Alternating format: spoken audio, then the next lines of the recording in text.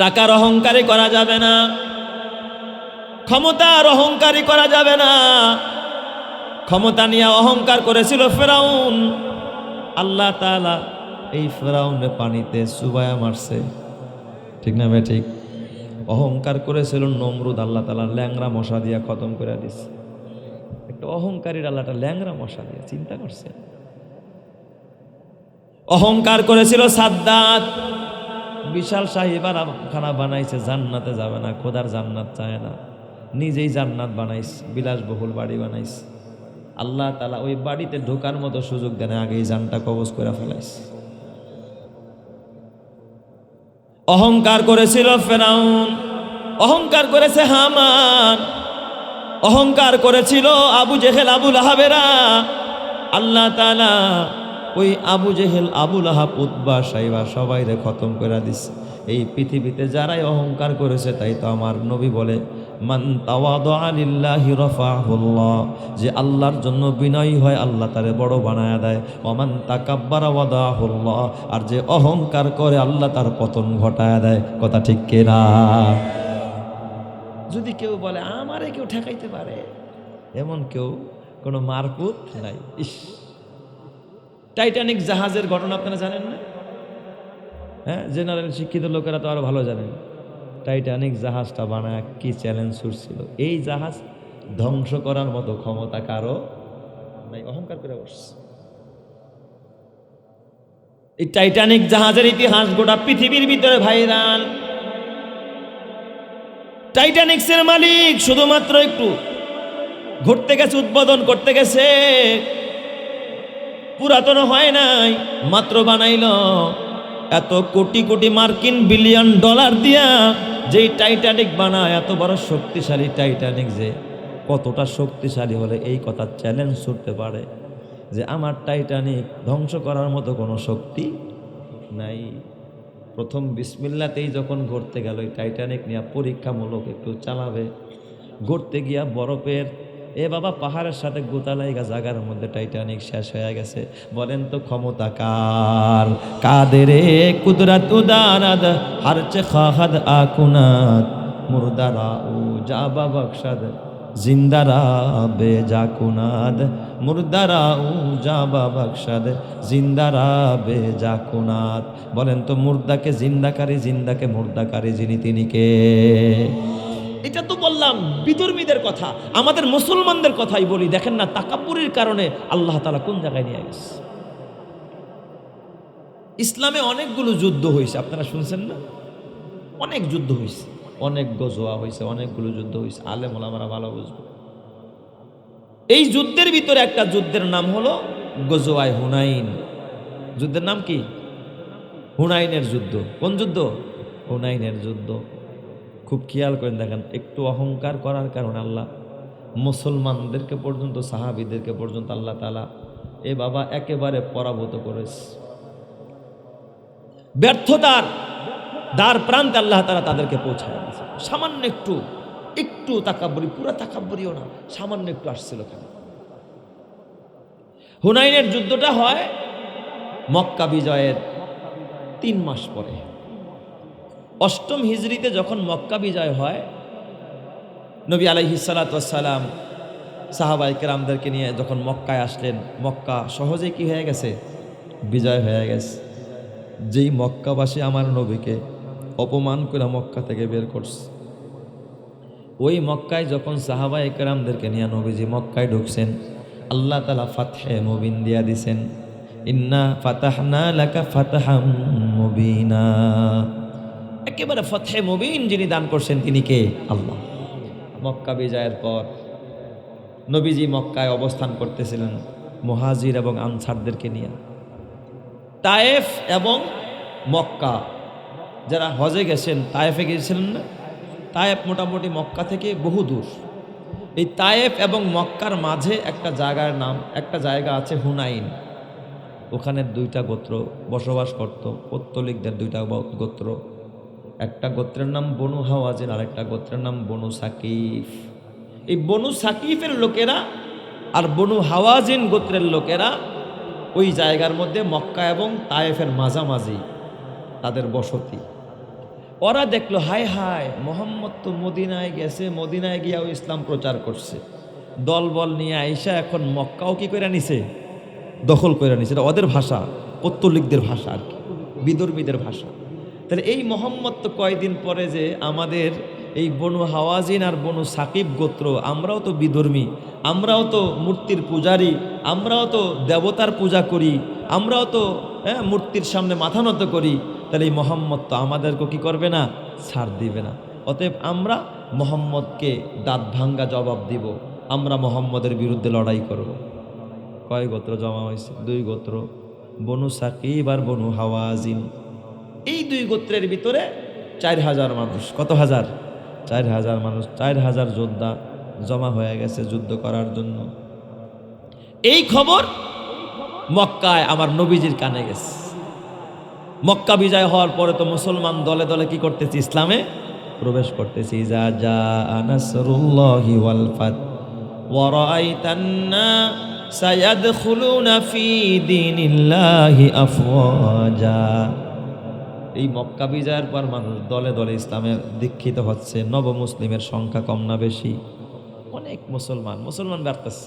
মক্কা বিজয় হয়ে গেছে, এখন তার অমুসলিম হয়ে থাকলে তো ভালো থাকা যাবে না, সবাই দলে দলে কি হচ্ছে, মুসলমান হয়ে যাচ্ছে। এই সময় হাওয়াজিন এবং বনু সাকিবের লোকেরা জমা হইয়া হুনায়নের প্রান্তরে তারা তাঁবু গাড়ছে, শিবির করছে, এখানে তাঁবু স্থাপন করেছে। মুসলমানদেরকে মক্কায় গিয়ে অ্যাটাক করবে, হামলা চালাবে, আমার নবীকে এবং সাহাবায়ে কেরামকে মক্কা থেকে আবারও বের করে দিবে। নবীজি সাহাবায়ে কেরামদেরকে নিয়ে বসলেন, বৈশা বলতেছে, এই সাহাবীরা শোনো, এই হুনাইনের প্রান্তরে এই পত্তলিকদের বিরুদ্ধে আমাদের লড়াই করতে হবে, আমাদের কি করতে হবে, যুদ্ধ করতে হবে। তোমরা রেডি হয়ে যাও, তোমরা প্রস্তুত হয়ে যাও। সাহাবায়ে কেরাম, এখন তো মুসলমানদের বিজয়, দেখবেন সুদিনে সবাই সাথী হয়, দুর্দিনে কেউ কাছে রয় না, ঠিক না বেঠি? হ্যাঁ, দুর্দিনে কেউ থাকে না, সুদিনে সবাই আসে। বিজয় হইলে সবাই আমিও যাব, আমিও যাব। সব মুসলমান নাম লেখায় হুনাইনের যুদ্ধে যাওয়ার জন্য। মুসলমানের সাথে সাথে নবমুসলিম যারা নতুন মুসলমান হয়েছে এরাও নাম লেখাইতেছে। একজন আর দুইজন নয়, 12,000 যোদ্ধা, 12,000 সৈনিক প্রস্তুত হয়ে গেছে। সুবহানাল্লাহ। কত হাজার? কাফেররা কত? 4000। তাহলে মুসলমানদের সংখ্যায় কম না বেশি? কাফেররা সংখ্যায়, কাফেরদের থেকে মুসলমানের সংখ্যা কয় গুণ বেশি? 3 গুণ বেশি। তো বেশি থাকলে একটা ভাব আসা যায় না? কথা কয় না? বেশি থাকলে একটা ভাব আসে না? তখন নেতার পিছনে কয়টা গাড়ি যায়, আমার নেতা দেখ, বিশাল শোডাউন, হুন্ডার বহর চোখে দিয়া তাকায় শেষ করা যায় না। বিশাল বড় শোডাউন নিয়ে যাচ্ছে আমার নেতা। যে যেই দল করে, যার দলের শোডাউনটা যত বড় হয়, দেখবেন তার দিলের ভিতরে ওই পরিমাণ অহমিকা জাগে। জাগে কি জাগে না? মুসলমানরা কয় এবার একটা খেলা দেখায় দিব। কি কয়? এবার একটা খেলা দেখায় দিব, খেলা দেখামো। মুসলমানদের মধ্যে চিন্তা ছিল যে আমরা বদরের প্রান্তরে 313 জন, কাফেররা ছিল 1000, 313 হইয়া সংখ্যায় কম ছিলাম। 1000 রে যদি খেলা দেখাইতে পারি, আজকে 12,000 খেলা দেখামো। কয় হাজার রে? 4000। এরা তো ফুল লগে উড়ে যায় বোগা। ভিতরে একটু কি আসছে, ভাব আইসা গেছে, অহংকার অহংকার ভাব। এটা কিন্তু কিছু কিছু সাহাবীর মধ্যে, আমার নবীর মধ্যে কিন্তু এই ভাব নাই। এই যুদ্ধের ময়দানে যাবে সাহাবায়ে কেরাম, ওই দিক দিয়া হুনাইনের ভিতরে কাফেরেরা ওরা কি পলিসি করেছে, কিতাবের মধ্যে লেখে, ইতিহাসের কিতাব খুলে দেখেন, কাফেরেরা তাদের এই যুদ্ধের মধ্যে বনু হাওয়াজিন আর বনু সাকিবের যত বড় বড় যোদ্ধা আছে সব রেডি করে নিয়ে আসছে। আর ওরা পলিসি করছে, তোমরা যুদ্ধে যাইবা একা না, বিবি সাথে নিয়ে যাইবা, বাচ্চাও সাথে নিয়ে যাইবা, এবং যত উট বকরি ভেড়া দুম্বা আছে, স্বর্ণ রূপা আছে, সব নিয়ে তোমরা যুদ্ধে যাইবা। সব মাল সামানা নিয়ে প্রায় 1000 উট, 1000 বকরি, 1000 দুম্বা, 1000 ভেড়া, 1000 গরু, কয়েক হাজার ভরি রূপা আর স্বর্ণ সব নিয়ে তারা যুদ্ধে আইছে। চিন্তা করছেন? বনু হাওয়াজিনের এক বুড়া মানুষ, বুড়া মানুষের বুদ্ধি কম না বেশি? কথা কয় না? বুড়া মানুষের বুদ্ধি একটু বেশি পাকা বুদ্ধিমান। এই বুড়ায় ডাক দিছে দলপতিরে, নৌজোয়ান দলপতি হাওয়াজিন গোত্রের। ডাক দিকে, এই সেনাপ্রধান, বুঝলাম না তুমি যুদ্ধে আমাদের কাঁদছো, তাহলে মাল সামান আর এই বিবি বাচ্চা নিয়ে আইছো কেন? যুদ্ধের ময়দান তো বিপজ্জনক, এখানে কেন সন্তান নিয়ে আসছো? বাচ্চাকে কেন নিয়ে আসছো? বিবিরে কেন নিয়ে আসছো? সম্পদগুলো যা ছিল সব কেন নিয়ে আসছো? নওজোয়ান হুনাইনের যুদ্ধে কাফেরদের সর্দার ডাক দিয়া কয়, ও বুড়া কাকা শোনেন, এটা হলো যুদ্ধের পলিসি। কয় কি পলিসি? কয় আমরা দেখেছি, বদর দেখেছি, ওহুদ দেখেছি, খন্দক দেখেছি। আমাদের পক্ষের লোকেরা যখন মুসলমানদের যখন তোপের মুখে পড়েছে সব পালায়ন করেছে, জীবন বাঁচানোর জন্য পালায়ন করেছে। যখন বউ বাচ্চা নিয়ে আসছি এখন আর কেউ পালায়ন করবে না। চিন্তা করবে আমি যদি পালায়ন করি আমার বউ তো এখানে হেতো মারা যাবে, বাচ্চা মারা যাবে, আমার সব সম্পদ এই জায়গায়, পালায়ন করলে আমও যাবে সালাও যাবে। এই কৌশলের জন্য শুধুমাত্র সব সম্পদ আর বিবি বাচ্চা সব কিছু নিয়ে কি করছে, হুনায়নের যুদ্ধে তারা সবাই জমা হয়ে গেছে। বুড়ায় ডাক দিয়া বলে, বাবা বুদ্ধি তোমার ভালো, তবে লক্ষণ ভালো না। কয় কেন গো কাকা? কয় শোনো, যুদ্ধের মধ্যে বিজয় আছে পরাজয় আছে। যদি তোমরা বিজয় হও তাইলে তো ভালো কথা, আর যদি পরাজয় হও তাইলে নিজের জীবনও যাবে, বউ বাচ্চাও যাবে, সব গোলাম বান্দি বানায়া ফেলবা, আর যত সম্পদ আছে সব শত্রু পক্ষরে তুমি এমনি দিয়া দিলা। চিৎকার মেরে কন্যা আল্লাহু আকবার। কিন্তু ওদের কাছে বুড়ার কথা ভাল লাগে নাই, না আজকে আমরা মরণ কামড় দিয়া লড়াই করব। এই জন্য বউ বাচ্চা সব নিয়ে আসছে, আজকে আমাদের বিজয় হতেই হবে। ওরা অটল আছে কারা? কাফেররা। আর এই দিক দিয়ে মুসলমানেরা কয় খেলা দেখা দিম আজকে। মুসলমানদের সংখ্যা বেশি, এই জন্য কি কয় খেলা দেখায় দিম আজকে, আর আল্লাহর কাছে কাঁদে না। বদরের প্রান্তরে যেমন সারা রাত কেঁদেছে সাহাবায়ে কেরাম, বদরের প্রান্তরে কেঁদেছে। সিদ্দিক আকবর বলেন, বদরের যুদ্ধের রাতে রমজান মাস 17ই রমজান যেদিন বদরের যুদ্ধ হয়, আল্লাহর নবীরে মা আয়েশা বলেন, আমি নবীকে তাঁবুর মধ্যে ঢুকতে দেখি নাই, নবীর একটু শুইতে দেখি নাই। সারা রাত নবী দাঁড়ায় দাঁড়ায় কাঁদছে, কখনো মোনাজাত দিয়া কাঁদছেন, কখনো হাত এইভাবে উঠাইছেন।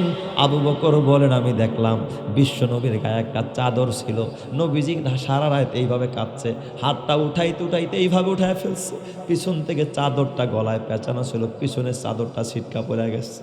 নবীজি কাঁদতেছে আর ডাক দিয়া, আল্লাহ রব্বুল আলামিন, এই যে অল্প কিছু মুসলমান কষ্ট করে দাওয়াত দিয়া বানাইলাম, আল্লাহ গো আজকে বদরে যদি এদেরকে তুমি খতম করে ফেলাও তাইলে এই জমিন আর তোমার গোলামি চলবে না, তোমারে আল্লাহ বলে ডাকার মতো কোনো মানুষ থাকবে না। আল্লাহ তুমি অপমান করো না, মুসলমানদেরকে পরাভূত করো না, আল্লাহ তোমার সাহায্য চাই। আবু বকর সিদ্দিক পিছন থেকে রাত্র, তখন গভীর রাত, আল্লাহর নবীকে আবু বকর সিদ্দিক এমনে, আবু বকরের বুক আর নবীর পিঠ, পিছন থেকে নবীর এমনে জড়ায়া ধরছে। আবু বকর হাতটা দিয়া তার বুকের সাথে নবীর পিঠটারে লাগায়া ফেলছে, নবীর ঘাড়ের মধ্যে আবু বকর চুমা খাচ্ছে, চুমা দিয়া ডাক দেয়া কয়, ইয়া রাসূলুল্লাহ ইয়া হাবিবাল্লাহ ফিদাকা আবি ওয়া উম্মি ইয়া রাসূলুল্লাহ, কাল্লা ওয়াল্লাহি মা ইউখজিকাল্লাহু আবাদা। নবী আমার, আর কাঁদতে হবে না, আপনি এইভাবে কাঁদলে আমরা সইতে পারি না। ওই জাতের কসম করে কই, আমার আল্লাহ কোনোদিন আপনি নবীকে, তার বন্ধু মুহাম্মদুর রাসূলুল্লাহকে আল্লাহ পরাজিত করবে না। চিৎকার মেরে কন্যা আল্লাহু আকবার। এর মধ্যে তখন ভরসা ছিল একমাত্র কে? আল্লাহ। নবীও কাঁদে, সাহাবীরাও কাঁদে। আল্লাহ তাআলা সুসংবাদ দিয়া দিছে নবীরে। এরপরে নবী যখন একটু তন্দ্রায় গেছে, আল্লাহ তাআলা সুসংবাদ দিয়া দিছে, ওয়ালাকাদ নাসারাকুমুল্লাহু বিবাদরিন ওয়া আনতুম আযিল্লা। আল্লাহ কয় আমি সাহায্য পাঠায় দিলাম 1000 ফেরেশতা দিয়া, আরেক আয়াতে আছে 2000 ফেরেশতা দিয়া, আল্লাহ 5000 ফেরেশতা, পাগড়ি পরা ফেরেশতা দিয়া বদরের প্রান্তরে আল্লাহ বিজয়ের মালা পড়াইছে। চিৎকার মেরে কন্যা আল্লাহু আকবার। তাহলে মুসলমানের বিজয় শক্তি দ্বারা হয় না, একজনের সাহায্য দ্বারা হয়। চিল্লায় বলতে হবে তিনি কে? হুনাইনের যুদ্ধে মুসলমানের সংখ্যা বেশি, এই জন্য এখন আর কান্নাকাটি নেই, খেলা দেখায় দিই আজকে।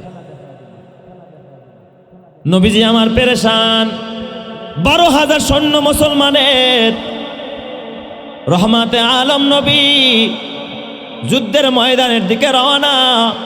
নবীজি ডাক দিয়া কয়, এই যুদ্ধের মধ্যে সেনাপতি কারে বানানো যায়? হুজাইফা কোথা? আমার হুজাইফারে সালাম দাও। একজন সাহাবী ডাক দিয়া কয়, ইয়া রাসূলুল্লাহ, হুজাইফার আগামীকাল বিবাহ, বিয়ের কেনাকাটা করতেছে। সুবহানাল্লাহ, জোরে কোন সব বিয়ে হবে, আব্দ হবে, বিবাহর বন্ধনে আবদ্ধ হবে হুজাইফা।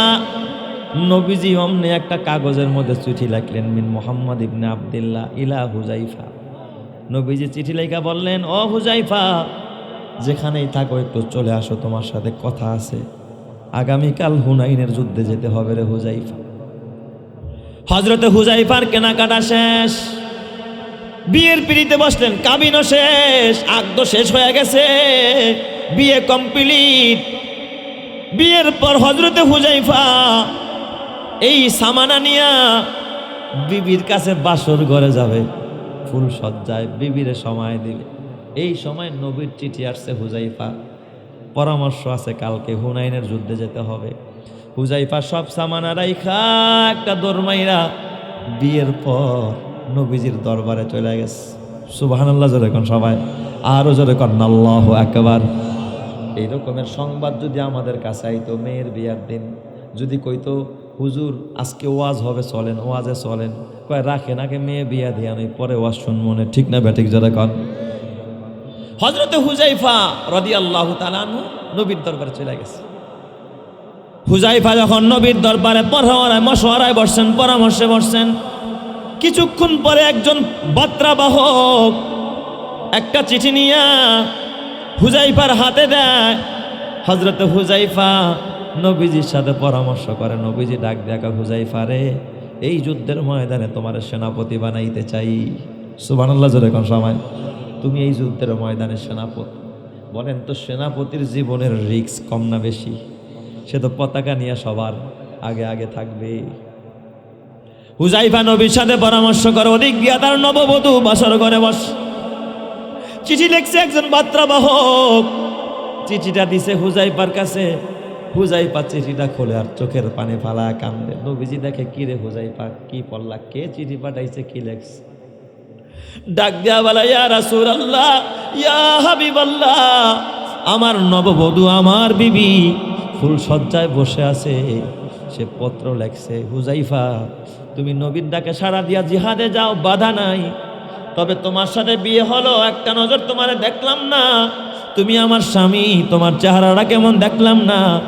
জিহাদের ময়দানে যাওয়ার আগে আমার সাথে একটু দেখা করে যাও, ঘরেও ঢুকতে হবে না, আমার সময় দিতে হবে না, শুধু একটু দেখা করে যাও, কিয়ামতের ময়দানে যেন আমি তোমার চেহারাটা দেখতে পারি, এটা আমার স্বামী। চিৎকার মেরে করেন আল্লাহু আকবার, আরো জোরে বলেন আল্লাহু আকবার। নবীজি চিঠিটা যখন শুনলেন, নবীজি ডাক দিয়া কয়, হুজাইফা, তাইলে যাও, বিবির কাছ থেকে একটু বিবির লগে দেখা করে তাড়াতাড়ি চলে আসবা, তোমার জন্য আমি অপেক্ষা করব, কারণ তুমি তো এই যুদ্ধের কমান্ডার, সেনাপতি এই যুদ্ধের। হযরতে হুজাইফা দৌড়ায় বাহিরে গেলেন। বাহিরে গিয়া ডাক দিয়া বলেন, বিবি গো, আমি তোমার স্বামী হুজাইফা এসেছি। বিবি ভিতর থেকে ডাক দেয়া কয়, স্বামী আমার, খেদমত করতে পারলাম না, আপনি আমার স্বামী, আপনারা খুশি না করতে পারলে আমি আল্লাহর জান্নাতে যেতে পারবো না। স্বামী আমার, আপনি একটু ঘরে আসেন, আপনার এক গ্লাস শুধু শরবত বানায় দিব, শরবতটা খায়া তারপর আপনি চলে যায়। হুজাইফা ডাক দিয়া কয়, বিবি রে, শরবত খাওয়ার সময় নাই, আল্লাহর পক্ষ থেকে ডাক আসছে, নবীর পক্ষ থেকে ডাক আসছে, বিশ্ব নবী আমার অপেক্ষায় বসে আছে, ঘরে ঢুকবো না, শরবত খাবো না, বিবি ঘরে ঢোকার সময় নাই। কয়, স্বামী তাইলে একটু দরজার সামনে দাঁড়ান, একটা নজর দরজাটা ফাঁক করে আপনার চেহারাটা দেখ। দরজাটা ফাঁক করে ভিতর থেকে বিবি একটা নজর শুধু হুজাইফার দিকে। স্বামীর প্রতি একটা মায়া, একটা ভালোবাসা জন্মায়া যায়। ডাক দিয়া বলা, স্বামী আমার, আপনি জিহাদের ময়দানে যান, আমার কোনো আপত্তি নাই, আমার কোনো বাধা নাই, তবে স্বামী আমার, আপনি যুদ্ধে যাওয়ার আগে আমি একটু হাত তুলে মোনাজাত দিব, আল্লাহর কাছে দোয়া করব, দোয়াটা করি, এরপরে আপনি জিহাদে চলে যান, কোনো বাধা নাই। হুজাইফা চিন্তা করলেন, দোয়া করতে তো সমস্যা নাই, আল্লাহর কাছে চাইতে তো সমস্যা নাই, জি বিবি দোয়া করো, কিন্তু তুমি এমন দোয়া করো না যেই দোয়াটা আল্লাহর নবীর মানসা অনুযায়ী হয় না। কয় ঠিক আছে। হুযায়ফার বিবি হাত তুললেন, দোয়া করেন, আল্লাহ এই হুনাইনের যুদ্ধে তুমি মুসলমানদেরকে বিজয় দান করো। হুযায়ফাও কয় আমিন, সবাই আমিন কয়। ডাক দিয়া আবার, আল্লাহ গো এই যুদ্ধে তুমি কাফেরদেরকে পরাজিত করে দিও। সবাই আমিন কয়। এরপরে বিবি ডাক দিয়া, আল্লাহ আমার স্বামী দেখা হয় নাই, সাক্ষাৎ হয় নাই, আজকে আমার বাসর রাত, আল্লাহ গো আমি আমার আমানত আমি তোমার কাছে দিয়ে দিলাম। আমার স্বামী হযরত হুযায়ফা জিহাদের ময়দানে যাবে, আমার স্বামীরে গাজী বানায়া আবার সহি সালেম ভাবে তুমি আমার কাছে ফিরাইয়া দিও। এই দোয়া করতে দেরি, সাথে সাথে হযরত হুযায়ফা হাত নামায়া ফেলছে। বিবির হাতটাও নামায়া দেয়। বিবি কান্দেছে, স্বামী আমার কেন আমিন কন্যা? ডাক দিয়া কয়, বিবি রে তোর দোয়া এখানে কবুল হবে না। রহমতে আলম নবী আমার নামটা প্রথমে বলেছে, মনে হয় আমি আর জিন্দা ফিরবো না রে বিবি।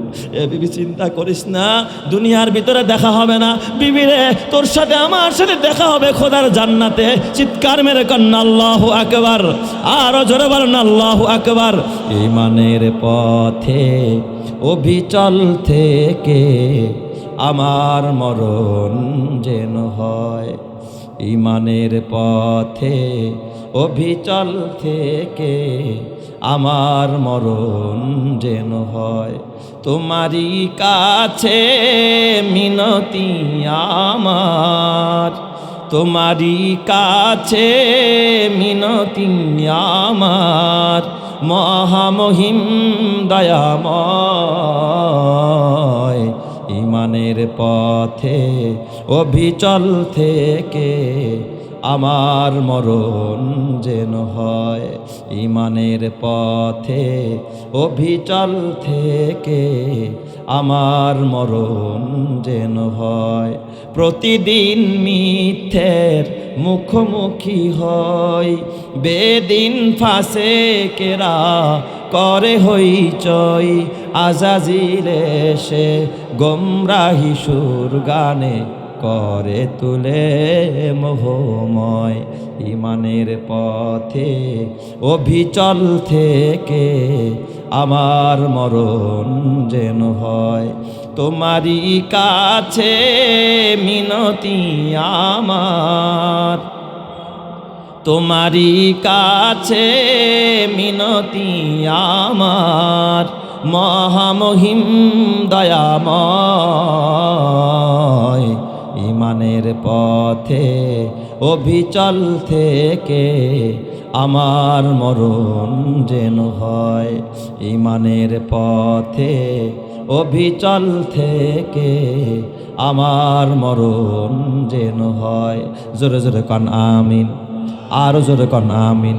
এ আমার বাবা মরণ কখন হবে জানা আসেনি? কার মরণ কখন হবে জানা নাই, কোথায় মরণ হবে জানা নাই। এই যে 2 দিন আগে ভূমিকম্প হলো, এই ভূমিকম্পে আপনাদের কলিজায় বলেন তো ভয় ঢুকছে কি ঢুকে নাই? যারা বিল্ডিংয়ে ছিলেন কিভাবে যে কম্পন হয়েছে। ভূমিকম্পের সময় আমি সকাল 10:30টায় নাস্তা করতে বসলাম, 10:38 তো ভূমিকম্প, প্রায় 30 থেকে 35 সেকেন্ড শুধু আল্লাহ একটু ঝাঁকুনি দিস। 8 তলা বিশিষ্ট ভবনের 4 তলায় ছিলাম, ভবনের কাঁপাকাঁপি দেখা ভাবছি আজকে মনে হয় শেষ হয়ে যাবে। এখানে পড়তেছিলাম লা ইলাহা ইল্লাল্লাহ, কালিমা পড়ে প্রস্তুত হয়ে গিয়েছিলাম, দোয়া করতেছিলাম, আল্লাহ যদি এই অবস্থায় মরণ হয়ে যায়, ঈমানের মরণ দিও, কালিমার মরণ দিও। এই চিন্তাও কিন্তু অনেকের মাথায় ছিল না, খালি কয় বাঁচাও বাঁচাও। আশেপাশের জানালা দিয়া দেখি এদিক থেকে আওয়াজ আসে বাঁচাও বাঁচাও, ওদিক থেকে আওয়াজ আসে বাঁচাও বাঁচাও। দরজা খুলে কেউ সিঁড়ি দিয়া দৌড়ায়। মরণ থেকে পালানোর কোনো জায়গা আসেনি। কোথায় পালাবেন? নরসিংদীর ঘটনা রে বাবা, নরসিংদীর ঘটনা। একজন হাফেজে কোরআন, মাদ্রাসার তালিবুল ইলম, বাবাও একজন হাফেজ সাহেব। ছেলে ছুটিতে বাসায় আসছে, বাবা ছেলে 2 জনের ঘরের মধ্যেই ছিল, কিন্তু জানে না, বাবাই জানে না, বাবাই জানে না। ভূমিকম্প যখন আরম্ভ হয়, দৌড়াদৌড়ি করে ছোটাছুটি করে 2 জনে সিঁড়ি বাইয়া নিচে নামছে। বাহিরে ছিল বাউন্ডারি ওয়াল, বাউন্ডারি ওয়াল। এই বাউন্ডারি ওয়াল ভূমিকম্পে পড়া যায়, ভবন পড়ে নাই, বাউন্ডারি ওয়াল পড়া জায়গার মধ্যে বাবা ছেলে দুইজনই জায়গার মধ্যে শহীদ হয়েছে। অথচ বাঁচতে চাইছিল মরণ থেকে, মরণ থেকে বাঁচার কোনো রাস্তা নাই, মরণ থেকে পালানোর জায়গা নাই। তুমি মনে করছো এখানে থাকলে মরে যাবো, বাইরে গেলে মরবো না। দেখো না রে বাবা, এই যে আমাদের বাংলাদেশের কয়েক বছর আগে এক মন্ত্রী এ বাবা সিঙ্গাপুর নিয়ে গিয়েছিল তাকে চিকিৎসা করানোর জন্য, নিয়েছে জীবিত মনে করছে জিন্দা, আবার ফেরত আনবো, কিন্তু ফেরত আসছে কি লাশ ফেরত আসছে, লাশ ফেরত আসছে, জীবন তার ফেরত আসে নাই। তুমি যাও হাসপাতালে, হাসপাতালে কেউ মরার জন্য যায়? আপনাদের ফরিদপুরের মুসলমান যখন কেউ অসুস্থ হয়ে হাসপাতালে যায়, কেউ কি মরতে যায় না বাঁচতে যায়? কথা বল না কে? বাঁচার জন্যই তো কয়, কি রে তাড়াতাড়ি নিয়ে যা, হাসপাতালে নিয়ে যা, হাসপাতালে নিয়ে যা। কারণ মনে করে হাসপাতালে গেলে বাইসা যাবো, ডাক্তার বাঁচায়া দিব। আসলে বাঁচানেওয়ালা ডাক্তার না, কবিরাজ না, কোনো হাসপাতাল না, বাঁচানেওয়ালা একজন যিনি চিল্লায়া বলেন তিনি কে? অথচ ঘর থেকে লাশ বেশি বের হয় না হাসপাতাল থেকে। কিন্তু আপনার আমার চিন্তা কি হাসপাতালে গেলে বাইচা যাবো।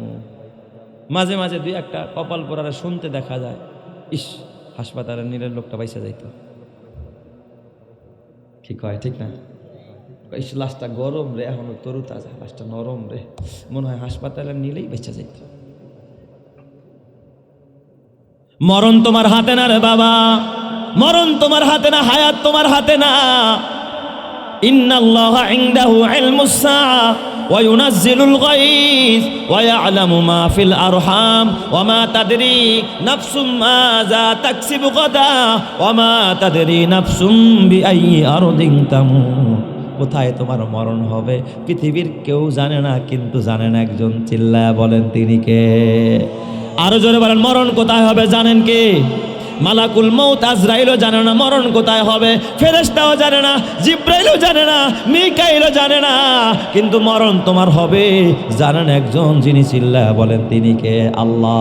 এই জন্য মরণ থেকে পালাইতে গিয়া মরণ থেকে পালাইতে পারবা না, বরং যেই জায়গায় মরণ হবে ওই জায়গায় গিয়া উপস্থিত হইবা। কথা ঠিক না ব্যাটিক জোরে কর। বাবাই ছেলেরে লন্ডনে পাঠাইছে, ছেলে লন্ডনে গিয়া লাখ লাখ টাকা কামাই করবে, কিন্তু বাবাই তো জানেন আমার ছেলের লাশ হয়ে ফিরবে। আমার মিরপুরের ঘটনা, বুড়া হয়ে গেছে বাপ, ইঞ্জিনিয়ার সাহেবের বাবা, ইঞ্জিনিয়ার সাহেবের বাবা, টাকার অভাব নাই, এলজিআরডিতে চাকরি করে, তার মানে সরকারি কোনো বরাদ্দ গেলেই খালি টাহা টাহা, তাই না? টাকার বস্তা আসে। একটা রাস্তার খালি কোনো রকম কাজ করায় যদি খালি কয় হ্যাঁ ঠিক আছে ওকে আছে, নেন ছাড়া আপনারা 5 লাখ, শুধু সাইনটা দিলেই 5 লাখ 7 লাখ টাকার গাট্টি হলো ওই জায়গার ভিতরে বরাদ্দ হয় ওখান থেকে। ওই জায়গায় চাকরি করে বাবা বুড়া হয়ে গেছে, নিজেও হজ করে নাই, বাবারেও হজ করাইতে পারে নাই। মাঝে মাঝে আমার এখানে নামাজে আসে, আমি বলি হাজি সাহেব, আমি বলি মাঝে মাঝে হাজি সাহেবকে ডাকি, হুজুর আমার হাজি সাহেব কেন, আমি তো হজ করি নাই। আমি কই আপনি হজ করেন না, এটা তো বড় আফসোসের কথা, তাড়াতাড়ি হজে যান, নিয়ত করেন। কয় হুজুর ভয়ও লাগে, পোলায়ও পাঠায় না, পোলায় খালি চিন্তা করে বাবারে পাঠাম যদি রাস্তায় মইরা যায়, হজে পাঠাম কাল্লাবে যদি মইরা যায়, এই ভয়ে বাবারে কই পাঠায় না, হজে পাঠায় না। বেশ কিছুদিন আগে বাবাই বেশ অসুস্থ, আরেক ছেলে থাকে লন্ডন, লন্ডনের পোলায় ডাক দিয়া আব্বা অসুস্থ, আব্বারে লন্ডন পাঠায় দাও, আমি লন্ডন থেকে চিকিৎসা করাবো। কোথায় পাঠাইছে বাবারে? লন্ডন পাঠায় দিস। ঠিক বিমান থেকে বাংলাদেশ বিমানে ওইটা লন্ডনে গিয়া নামছি, লন্ডন এয়ারপোর্ট থেকে গাড়িতে জিন্দা উঠতে পারে নাই, এয়ারপোর্টের মধ্যে ওই জায়গার মধ্যে বাপ ঘুরা পড়া লন্ডনের এয়ারপোর্টের মধ্যেই বাপ ইন্তেকাল করেছে। লাশটা ছেলের বাসা পর্যন্ত যাইতে পারে নাই, আল্লাহ তাআলা ওর মরণ রাখছে লন্ডনের ওই এয়ারপোর্টের ভিতরে। নয়তো বা ছেলে কেন টাকা খরচ করে, লক্ষ লক্ষ টাকা খরচ কইরা কেন তারা লন্ডন নিবে? আল্লাহ ওরে মক্কায় নেয় না, মদিনায় নেয় না, কাবায় নেয় না, আল্লাহ লন্ডনের এয়ারপোর্টে নিয়ে আমারে। কারণ হলো আর কপালে আল্লাহ এইভাবে লেখা রাখছে, এটা তোমার দ্বারা হয় নাই, এটা তোমার আমল দ্বারা হয় নাই। এ আমার বাবা, কপালের লেখা লেখেন যিনি তিনি কে? ওরে কোরআন পড়ো, কিতাব পড়ো, কোরআন পড়ো, কিতাব পড়ো, ওলি আল্লাহর লেখা দুই নয়নে যায় না দেখা, ওই কপালের লেখা। দুনিয়ার সব লেখা দেখলা, কিন্তু কপালের লেখা জীবনে দেখতে পারো নাই। আছে লেখা দেখাস? যদি দেখতো তাইলে এইভাবে, এই যে ভূমিকম্প থেকে বাঁচার জন্য বাপ ছেলে দুইজন বের হয়েছে, বড় বিপদ থেকে বাইসা গেছে, নিচে একটা হালকা জিনিস দিয়া ধাক্কা খাইছে, ওয়ালের মধ্যে বাড়ি খাইছে। এই যে boundary wall, boundary wall, boundary wall করে মারা গেছে। মানুষ দেখবেন ভ্যান থেকে পড়া মারা যায়, আবার অনেকে বিমান থেকে পড়াও বাইসা যায়, আসে না নাই? বাঁচানেওয়ালা কে? আরো জোর বলতে বাঁচানেওয়ালা কে? বাঁচতে চাও বাঁচতে পারবি না, বড় লোক হইতে চাও বড় লোক হইতে পারবি না। কারণ টাকা পয়সা আল্লাহ দেয়, সম্পদ আল্লাহ দেয়, রিজিক আল্লাহ দেয়। দুচি জাদ মিরা কাসাদে জোরে জোর, একে আবো দানা দেগার খাকে গোর। হুনাইনের কথা বলতেছি। মুসলমানদের ভিতরে তো একটু কি ভাব আসছে, আজকে খেলা দেখায় দেবো, কারণ সংখ্যায় আমরা বেশি। খবরদার বাবা, অহংকার করতে নাই। অহংকার আমার রবের চাদর, এই চাদর নিয়ে টানাটানি করবা না। নিজেকে নত করে দাও, মিঠায়া দাও। এই জন্য আল্লাহ তাআলা তার বান্দার পরিচয় দেয়, ওয়াইবাদুর রহমানিল্লাযিনা ইয়ামশুনা আলাল আরদি হাওনা। ইবাদুর রহমান যারা, আল্লাহর বান্দা যারা, রহমানের বান্দা যারা, জমিনের মধ্যে বিনয়ের সাথে চলে, বিনয়ীভাবে চলে, অহংকার করে না, গর্ব করে না। আমি জমিদার এলাকার, আমি মাতবর বংশের বলা, আমি মোড়ল বংশের, আমি চৌধুরী বংশের বলা, এই রকমের বাহাদুরি করে না। যারা বিনয়ী হয়ে যায় তাদেরকে কবুল করে নেয় কে? মুসলমান হুনাইনে ঢোকার আগেই অতর্কিত ওই কাফেরেরা পাহাড়ের গুহার থেকে তীর আর বর্ষা নিক্ষেপ করতেছে, অতর্কিত। 12,000-এর মাঝে তীর আসার পরে মুসলমান ছত্রভঙ্গ হয়ে যায়। যেখানে মুসলমান একযুগে মাইরানের কথা, সেই জায়গায় মুসলমান ছত্রভঙ্গ হয়ে গেছে। নবী আমার একা পড়ে গেছে, ডাইনে মুসলমান পালায়, বামে পালায়, পিছনে পালায়, কারণ অতর্কিত তীর আসতেছে এই দিক দিয়া। নবী আমার তখন নবীজি দাঁড়ায় গেছেন, দাঁড়ায় ডান থেকে ডাক দেন, বাম থেকে ডাক দেন, পিছন থেকে ডাক দেন। নবীজি ডাক দিয়া বলেন, আনান নাবিয়ুস সিদ্দিক, আনান নাবিয়ুল কাযিব, আনা ইবনু আব্দুল মুত্তালিব। খবরদার খবরদার, ও কুরাইশের লোকেরা, ও আনসারেরা, ও মুহাজিরেরা, আমি হইলাম, আমি তো একজন সত্য নবী, আমি মিথ্যা নবী না, আমি ভণ্ড নবী না, আমি প্রতারক নবী না, আমি আব্দুল মুত্তালিবের নাতি, আমি আব্দুল মুত্তালিবের বংশের সন্তান, আমি পালায়ন করব না। কে আসো, কোথায় আসো, আমার সঙ্গী হয়ে যাও। এই কথা বইলা নবীজি যখন ডাক দিলেন, ডান দিক থেকে কিছু সাহাবী, বাম দিক থেকে কিছু সাহাবী, পেছন থেকে কিছু সাহাবী, মোট 12 জন আইসা গেছে। কয়জন? 12 জন। নবী একজন, মোট কয়জন? 13 জন। ওই দিক দিয়ে কাফেররা কয়জন? 4,000। আর বাকিরা পালায়ন করছে, ভাগতেছে, পালায়ন করছে। যেভাবে বর্ষা আসতেছে বাঁচা যাবে না। নবীজি 12 জন নিয়ে দাঁড়ায় গেছে। নবীজি আল্লাহর কাছে হাত তুলে হারাইস ময়দানের ভিতরে, আল্লাহ তুমি ছাড়া কোনো বাঁচানোওয়ালা নাই, তুমি ছাড়া আমার সাহায্যকারী নাই। আল্লাহ তোমার সাহায্যের ভিখারি, আল্লাহ তোমার কাছে সাহায্য চাই। আল্লাহ তাআলা ওই সময় আল্লাহ তাআলা আমার নবীকে জানায় দেন, নবী আমার এক মুষ্টি বালি হাতে নেন, বালি নিয়ে সামনের দিকে নিক্ষেপ করেন। আল্লাহর নবী একটু মাটি নিলেন, সামনের দিকে নিক্ষেপ করলেন। সব কাফেরদের চোখে মুখের মধ্যে বালিগুলো লাগলো। ওরা চোখ ডলতে ডলতে এদিক সেদিক পালায়ন করতে লাগলো। 12 জন বর্ষা নিক্ষেপ করতে লাগলো। এই 12 জনের বর্ষা নিক্ষেপ একজন আর দুইজন নয়, প্রায় 70-এর ঊর্ধ্বে কাফের জায়গার মধ্যে মারা যায়। চিৎকার মেরে কন্যা আল্লাহু আকবার। এই 12 জন দিয়ে আল্লাহ বিজয় দিয়া দিছে। আল্লাহু আকবার জোরে কোন সবাই? কয়জন দিয়া বিজয় দিছে? 12 জন দিয়া। 12,000 লাগে নাই? 12,000 লাগছে নাকি? ইমানদারের মতো ইমানদার একজন হইলেই হয়, শাহজালালের মতো একজন মুসলমান হইলেই হয়। এবার মুসলমানদের বিজয়, ওরা সব পালাইছে, বিবি বাচ্চা রাইখা, হাজার হাজার উট, হাজার হাজার বকরি, হাজার হাজার গাভী। মুসলমান এই হুনাইনের যুদ্ধে যেই পরিমাণ গনিমতের মাল পাইছে, অন্য কোনো সব যুদ্ধ মিল্লা ওই পরিমাণ গনিমতের মাল পায় নাই। চিৎকার মেরে কন্যা আল্লাহু আকবার। এই বিজয় মুসলমানদেরকে দিছেন যিনি, তিনি কে? তাইলে সাময়িকভাবে একটু মুসলমান বিপদগ্রস্ত হয়েছিল কিসের কারণে? একটু অহংকারের কারণে, ভাব আসার কারণে। এই ভাবটাও আমাদের মধ্যে আছে না নাই? এই ভাবটা কি আপনারা তো বুঝেন না। ভাবটা কি আমি একটু বুঝাইলে বুঝবেন। ভাবটা হলো আমি ভালো, আমারে বড় চারটা দিল না, ওই ফকিনির ফোলারে বড় না, ওরে ডাক দেয় না, ভালোটা দেয় আর আমার দেয় না।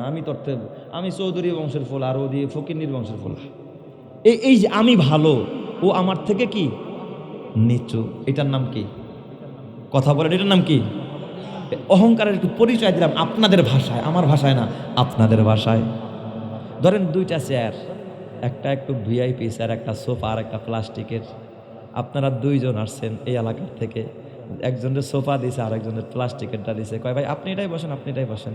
যারা প্লাস্টিকেরটা দিছে তার কাছে ভালো লাগবো নি? হ্যাঁ, আমি মাদুর, আমার আমার বংশের চেয়ারম্যান, আর ওর বংশের একটা মেম্বারও নাই, ওরে এই মোটা চেয়ার দিছে, ডাক দাঁড়া, এখন তো কিছু কম না, মজাটা পরে বুঝাবো। কারণ আমি তো ওর থেকে সেরা, আমি তো ওর থেকে সেরা, না খাইরুম মিনহু। এটা কিন্তু ইবলিসের ডায়লগ। কার ডায়লগ? ইবলিসের। আল্লাহ তাআলার কোরআন বলে, আল্লাহ তাআলা বলে ওয়াকুলনা, আল্লাহ তাআলা বলেন ওয়াইজ কুলনা লিল মালাইকাতি ইসজুদু লি আদম, যখন আমি ফেরেশতাদেরকে বললাম তোমরা আদমরে সিজদা দাও, ফাসাজাদাল মালাইকা, ফেরেশতারা সিজদা দিল, ইল্লা ইবলিস, কিন্তু ইবলিস কি করলো না? সিজদা দিল না। আবার সে অস্বীকার করলো, ওয়াস্তাকবার, অহংকার করলো। কেন? আমি কেন আদমরে সিজদা দিব? খলাকতানি মিন নারিন ওয়া খলাকতাহু মিন তিন, আল্লাহ আমারে বানাইছো আগুন দিয়ে, আগুনের গতি উষা, আমি চৌধুরী বংশের। ওরে বানাইছো মাটি দিয়া, ও তো এই এলাকার ভিতরে সবচাইতে ফকির বংশের। এই এলাকায় যদি এই বংশের লোক থাকেন বেজার হয়ে না, আমি উদাহরণ দিয়া বলছি, আমি তো জানি না কে কোন বংশের। এই যে একটা ভাব যে আমি চৌধুরী বংশের, ও তো কি ফকির বংশের। তো ওরা তো নিচে বসানো দরকার ছিল, অথচ ওরে দিল বড় স্যার আর আমারে দিছে ছোট স্যার, আমি তো মোটা। আনা খায়রুম মিনহু, আমি তার থেকে দামি। খলাকতানি মিন নার, আল্লাহ আমার আগুন দিয়া বানাইলা, ওয়া খলাকতাহু মিন তিন, আর তার মাটি দিয়া বানাইলা, মাটির গতি নিচের দিক, আগুনের গতি উপরের দিক। আমারে কবরে সেজদা দিতে, ও উল্টা আমারে সেজদা দিব। আমি ওরে সেজদা দিম, আমি ওরে ভোট দিম, ও আমারে ভোট দিব। এই রকমের ঠেলাঠেলি আপনার এলাকায় নাই? কথা কয় না, আছে না নাই? এটার নামই কি? অহংকার। এই অহংকার ইবলিসের চাদর। পৃথিবীর সর্বপ্রথম অপরাধের নাম ছিল কি বলেন? অহংকার। পৃথিবীর সর্বপ্রথম অপরাধ, অন্যায়, কবিরা গুনার নাম কি? সর্বপ্রথম আদমরে সেজদা দিতে অহংকার কইরাই তো ইবলিস কি করে নাই? সেজদা দেয় নাই আদম বানানোর পরে। এই প্রথম অহংকার, প্রথম গুনাহ করে ইবলিস। প্রথম গুনাহ করছে কে? ইবলিস। প্রথম গুনাহকারী হলো ইবলিস। আর ইবলিসের প্রথম গুনার নাম কি? অহংকার। এই অহংকার আমাদের মধ্যে আছে না নাই? অহংকার ধুইয়া ফালায়া দেন, অহংকার ধুইয়া ফালায়া দেন। একজন ভ্যানওয়ালা, আপনি চেয়ারম্যানের ছেলে হতে পারেন, চেয়ারম্যানের চাচতো ভাই হতে পারেন, এমপির ডাইন হাত হতে পারেন, মন্ত্রীর পিএস হতে পারেন। আপনার এলাকার একজন ভ্যান চালক বুড়া মানুষ, আপনি তারে দাঁড়ায়া বসতে দেন, চাচা মিয়া বসেন, এক কাপ চা খান, তারে একটু আদর করেন, তারে একটু ইজ্জত দেন, আপনি নিচে বসে যান। এর দ্বারা কি আপনার মান সম্মান কমে যাইব নি? মান সম্মান তো কমবো না, বরং আল্লাহ তাআলা আপনার মর্যাদার আকাশচুম্বী বানায় দিবে। কথা ঠিক কিনা? যা দুই একটু নেতারা করবো তো করবো, এটা পারে না। আবার ওই চামচগুলিকা, কিছু চামচা আছে না, চামচাগুলোতে এইগুলোতে পাম দিয়া, না ভাই আপনি বসাইছে, দেখো মনে আর উষ্টায় ফেলাই দেবো। ঠিক না ব্যাটিং জোরে কন? এই চামচাদের জন্য এর আরো বেশি বাইরা যায়, মাথার উপর উঠে যায়। খবরদার ভাই, এরকমের চামচামি করেন না, জাহান্নামে যাবেন। এই চামচামি ভালো না। চামচামি যদি করতে হয় আল্লাহর কইরেন, রসুলের কইরেন, আলেমের কইরেন, কিয়ামতের ময়দানে আলেমরা সুপারিশ করে জান্নাতে নিয়ে যাবে। চিৎকার মেরে কন সুবহানাল্লাহ। বলেন তো আপনার এমপি মন্ত্রী আপনারা জান্নাতে নিতে পারবো না? সেই তো গিয়া চৌরাস্তায় দাঁড়ায় থাকবো। কিসের চৌরাস্তায়? আর কইলাম না। যুবক ভাই বেজার হয় না, রাগ করতেছেন আপনারা? রাগ করলে কোন ওয়াজ বন্ধ করে দেই। এ আমার যুবক ভাই, ও আমার বুড়া বাবা, বেজার হয়েন না। বেজার হয়ে লাভ নাই। জান্নাতে যেতে চান, আল্লাহকে পেতে চান, বলেন তো আল্লাহর হুকুম নবীর তরিকা মানার দরকার আছে না নাই? আরো জোরে কোন দরকার আছে না নাই? খবরদারও আমার বাবা, বেজার হয়েন না, কষ্ট নিয়েন না, অহংকার ছেড়ে দেন। এই অহংকার একজনের চাদর, চিল্লে বলেন তিনি কে? আল্লাহ। আল্লাহ ছাড়া কারো শানে অহংকার মানায় না। কেন অহংকার করেন? আমার নবীর মধ্যে অহংকার আছে নি?